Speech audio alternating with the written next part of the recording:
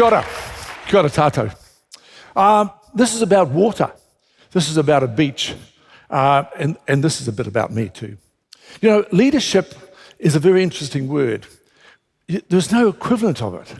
There's a lot of words of Führer and emperor and king, but when you say leadership, it's very hard to find another word for leadership. And this is about leadership in a landscape, because I think leadership is very complex. It's not an easy subject, but this is about the elements also.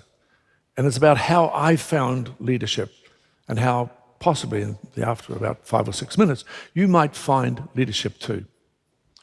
This is the map of the West Coast. I grew up just up the road. In fact, I was born just up the road in an orphanage where I was abandoned. And of course, you know, that's a good start for your life.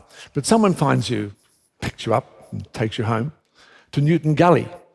And I grew up in Newton Gully, and I used to look westward, and I could see these Waitakere ranges, blue in those days, bit of haze, but no smog. And when I was 15 years old, I decided I would bike west. I had a rally bike, no gears, long way, 7 miles. I wanted to go to a place called Piha, which I'd read a little bit about, famous surfing beach. And so along the West Coast road that wound its way from near Tipu out to the coast, unsealed, rutted, I cycled. It must have taken me about 6 hours, maybe even longer.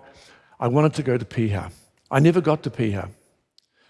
At the top of the Waitakere hill, I looked down and I saw this incredible space, an island off the coast, surrounded by surf. I looked down and it said, "Come down here." So I biked down that dreadfully steep hill. I'm sure if you're from Auckland, you know the Waitakere cutting from the 1890s was cut in the hillside. I biked down there, and there I found the place that I've never left, Waitakere, this beautiful landscape. So I pulled the bike under a tree. I kind of looked around. There'd been a boarding house, and still is, and the kind of place where people would come out from Auckland, take 3 days to get there. But what had happened in 1935, a group of young cyclists had witnessed a rescue at sea. A woman had drifted out to sea in a float plane had picked her up, first sea air rescue. And these guys decided to form a surf club. And when I turned up as a young boy of 15, they were still around, older, but still terrific swimmers. And they took me under their wing. They asked me, they saw me there, they were celebrating 21 years of the surf club. Could I swim? And I'd learned to swim at the tip of bars. I said, yes. And so my role as a young lifeguard and my life in leadership took off. I was very intense. I sat on that beach, and there I am at 18, watching the surf, watching for people getting into rips, and if you couldn't get them with a line, they drowned. But while I wasn't doing that, I started to walk around the hills. Somehow the beach was starting to capture me. I wanted to sleep out there, and I did that many times. I built a little whare on the beach, and somewhere in Waitakere, in an old barn, I found a bed. And I slept on the bed on the beach under the whare and read books which I'd borrowed from the boarding house library. And I took them down and laid on that bed for the summer of 57, 58. I read at night, and the surf came under the bed. No one was there during the week, but at the weekend, we were involved in some dramatic rescues. I wanted to swim. I could swim very well. I had no fear of the surf. I had no fear of the beach. And I went to many rescues. This is just one of those rescues where the kids obviously think I'm pretty good. I think I'm kind of pretty good, and I'm probably traumatized. Probably 2 people died. We couldn't get them back. We turned them over and tried to pump their chest, and nothing happened. The defibrillators were a long way away. But I kept on going back to Waitakere and talking to the landscape. I needed to know what mysteries were there. And these hills, I couldn't get enough of. I'm young and I'm wanting to do things. I'm writing bad poetry, by the way, at the same time, which I won't discuss. But one morning, I woke up from that bed and I saw an enormous waterspout coming. It was heading towards, probably not Karikari, but probably further down towards Wharapu. I leapt out of bed and I ran towards that waterspout. I didn't find the waterspout, but I found a huge whale, newly dead. The whale stopped me in my tracks. I stood by it. I thought of Moby Dick, of course, and I thought of the Pequod, and I thought of the vast oceans. I thought of this whale, where it had been. What was its life? I could see its death. I stayed with that whale maybe 2 or 3 days and it started to go off after 2 or 3 days. Most things do.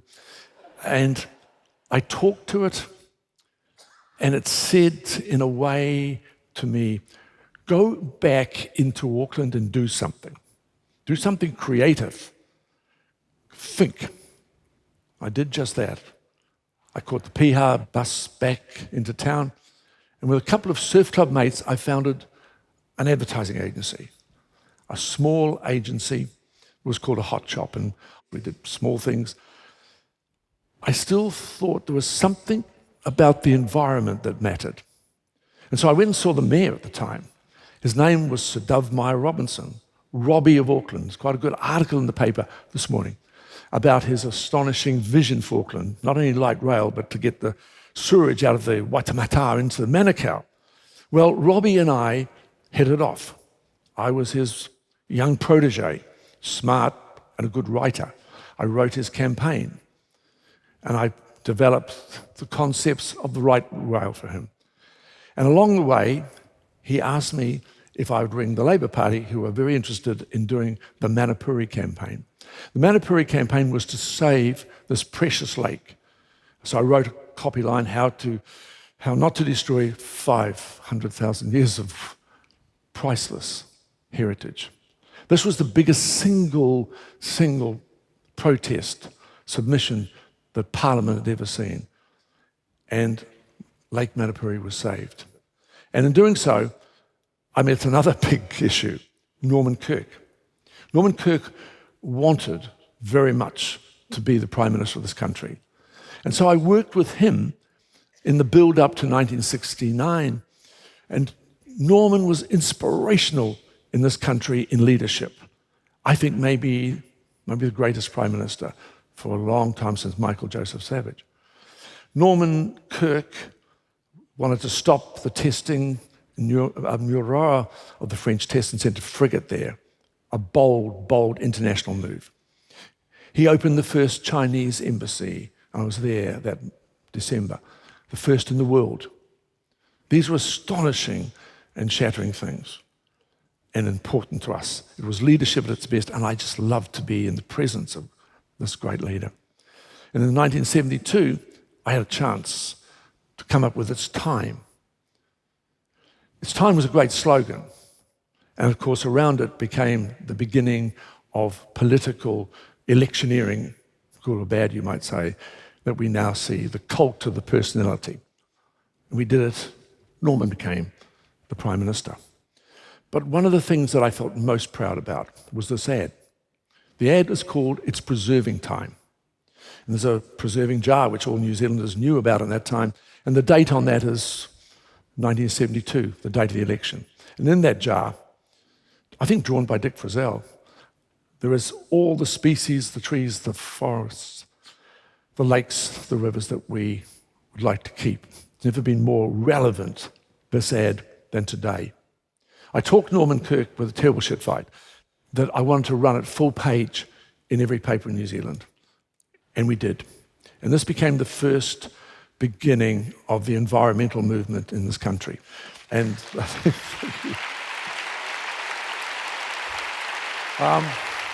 it was the beginning. And I have to say, I got married that year. I was celebrating. I was on a roll. These two wonderful people still married. 5 kids, dogs have died, kids stayed. And we're still doing it. And then, well, moving on. Moving on to David Longy, a different kind of leader. And Mike and I became such good buddies after Kirk. Mike was the youngest member of Parliament, 23. He desired to be the Prime Minister, which he got to, by the way. Probably remember that, and stayed for 6 weeks. I adored David Longy. He was huge, of course. And then he got a little slimmer.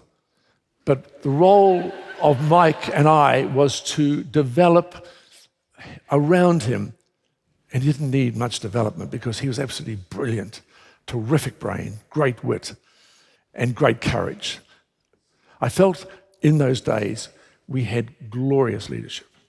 And then, of course, out in Mount Albert was the young Helen Clark. I could see her potential, and it was such an honour when I later became the president of the Labour Party with her. I was dreaming all of this, working with them at Karikari. Here I went, thought up the ideas, wrote them on pieces of paper, came back, wrote speeches, notes, say this. All of these would come together for me when I left the advertising agency. I wanted to get out. I liked the clients, to be honest, but I didn't like the work after a while. So after 30 years, it was brilliantly successful. I sold it. And I decided to do something for the environment myself. And so I stood for the mayoralty of Waitakere. And on this day, my poor bloody kids are made to carry me, said the Herald man, to get the front of the Herald if you pick up the mayor. Well, 2 of them are here, I think, and they did. And I was the mayor. And within, I guess, about 2 months, I named it the first eco-city in New Zealand. And for the next 18 years, with terrific people, great deputy mayors, I endeavoured to make that an iconic green bastion of sanity. But the first thing I did, well, I brought the Maori back. Because in the time that I'd been on the beach, I'd met Maori coming out there displaced. They had been written out of the history books, written out of everything. And so 1 year later, I brought the whānau back, and then I gave them karikari back. I thought I owed them that. I owed them that priceless heritage of honouring them. And this day was a remarkable day. They saw me, I saw them. Together, I gave them, there was many people supporting this, the Rahui, but I needed to do that first. Let me tell you, that was the hallmark of my leadership. It was the beginning of everything right. A few things didn't go right, I might say, like some terrible recycling things that cost people a lot of money, but most times it was on a roll. And I became a proud mayor because I understood leadership. And I'd got it from karikari. I wrote books. I wrote books because I thought a man should write books like a man should sing, walk in the night, listen to the cliffs, talk to driftwood, talk to the waves. Talking to driftwood's not bad. I think driftwood talks to itself at night, but we can't hear it. It asks where you've been. Do you think that's crazy? Well, it's edgy, but not crazy. If you believe in a beach, if you believe in it, you know every grain of sand, and every grain of sand knows you. But the Maori presence, the echoing of their lives on the past sites, to me, was hugely important. And together, we decided to do one thing. We would save the Waitakere Ranges from a death of 1,000 cuts. So with terrific deputy mayors like Dorothy Wilson and Penny Hulse, we embarked on this one huge environmental battle to save the Waitakere Ranges, the ranges of inspiration. It had taken Jonathan Hunt about 18 years to try and get a bill through Parliament, and it took me 18 years, and we succeeded. One vote, that was all that was needed, and the ranges are yours forever.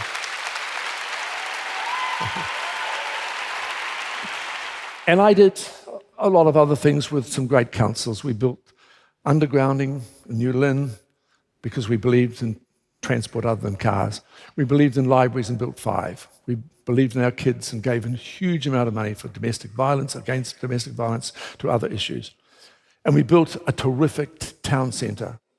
And that po whenua, carved by the people you saw that had come back, has the whales of Karikari on it, still there. It's the most beautiful po whenua.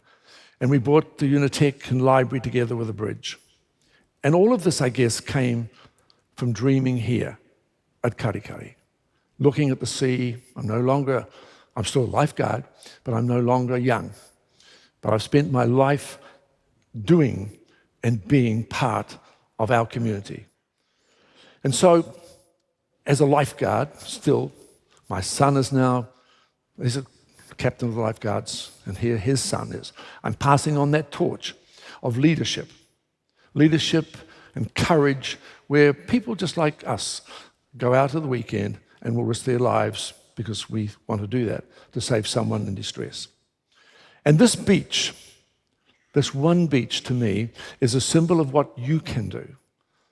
I believe that if you want to find leadership, yes, do the courses and read the books, but find a very special place that belongs only to you. I think it can be a rock. It could be a piece of driftwood, but it's often drifting away. Try a beach that belongs to you. Go there, sleep there, be there, look at the stars, look and think of your life and your death, and believe in you and find leadership, your own special leadership, in a landscape. This isn't Rome, it isn't New York. It's probably just down the road at a beach like this. Kia ora tātou. Thank you.